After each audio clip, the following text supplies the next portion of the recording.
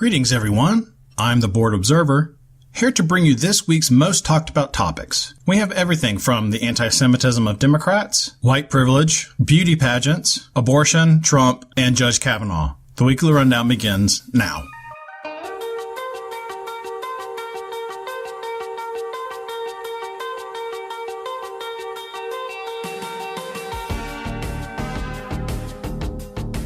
On Friday, anti-Semitism. Conservative analysis questions how the media does not focus on anti-Semitism of Democrats, even when two such icons met recently, Louis Farrakhan and Bill Clinton.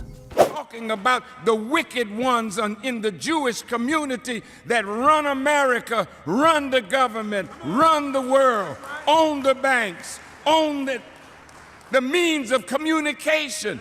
They are my enemies. But as sure as I'm alive, my enemies will be made my footstool. Also on Friday, Ethnostate. Our progressive contributor, Liberal Sanity Project, debates the distributist on white nationalism and analysis of the data. White power! On Saturday, Miss America. Conservative contributor Deanna Lorraine blasts feminists for ruining the famed pageant by banning the swimsuit competition. This has resulted in low ratings. Also on Saturday, Trump. Whiskey Congress reminds POTUS that, in tragedies, it's not about him, but the people he represents. They also criticize Trump's comments on the 3,000 deaths in Puerto Rico. Sometimes they say huge, not a bad one. Also on Sunday, Antifa. Contributor Veer Stein of Truther Talk calls out CNN for lying about Antifa, stating that Antifa, having a heavy membership of black people, which it doesn't, are seen as violent because of this. White power! Also on Sunday, abortion. Our progressive pundit, Alex Schirmet, defends abortion and claims it's not murder, while debunking popular anti-abortion arguments. Of course, it's very wrong to kill an abortion doctor.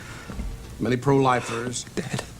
I don't agree with them, but many of them sincerely feel that if you stop the doctors, you'll stop the abortions.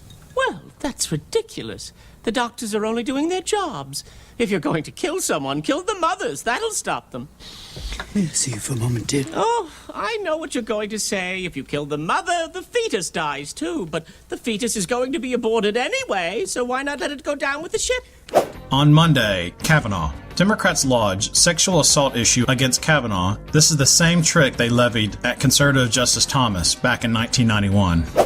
As a black American, as far as I'm concerned, it is a high-tech lynching for uppity blacks who in any way deign to think for themselves, to do for themselves, to have different ideas. And it is a message that unless you kowtow to an old order, this is what will happen to you. You will be lynched, destroyed, caricatured. Jeff Croyer notes that the tactic failed before. Also on Monday, whiteness. Our liberal contributor, Steven Singer, burns his white card as a symbolic gesture of its privileges given to him to tear down white supremacy. Also on Tuesday, free press. Conservative analysis recalls how President Obama's presidency made real attacks against the free press and spied on journalists like Rosen of Fox News and Edward Snowden and quietly prosecuted them for their negative coverage. Also on Tuesday, taxes. Liberal writer Alexis Chapman explains how Hawaii's proposed surcharges for investment property tax will help fund public education and might even help improve the quality of education. However, this will mean more taxation.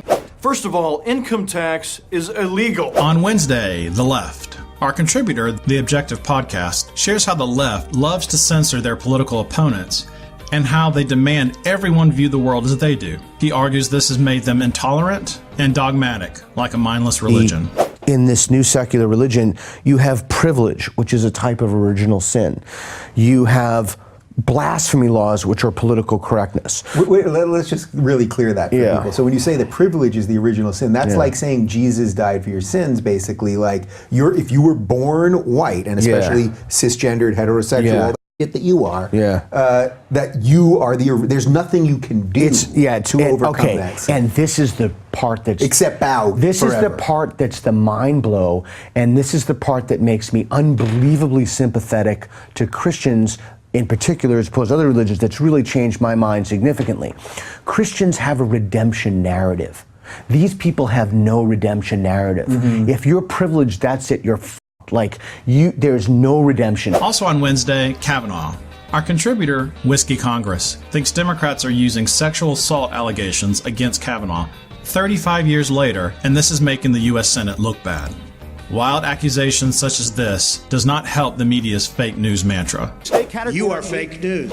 And on Thursday, civics. Our conservative contributor, J.P. Mack of Liberty Relearn, realizes the importance of learning civics and that our Constitution is being ignored by many schools. And lastly, on Thursday, interview. Our publisher, John Seltzman, interviews one of our contributors, me, the Board Observer. They talk about how the whole Board Observer persona started and what its purpose is. They also discuss pressing political issues like mainstream media, the Trump and Obama administrations, and the cesspool wave coming this midterms. They also discuss how to stay civil during political debates. And that about does it for this edition of the Weekly Rundown. Be sure to click on Political Storm and join in on the conversation about the latest topics of the day.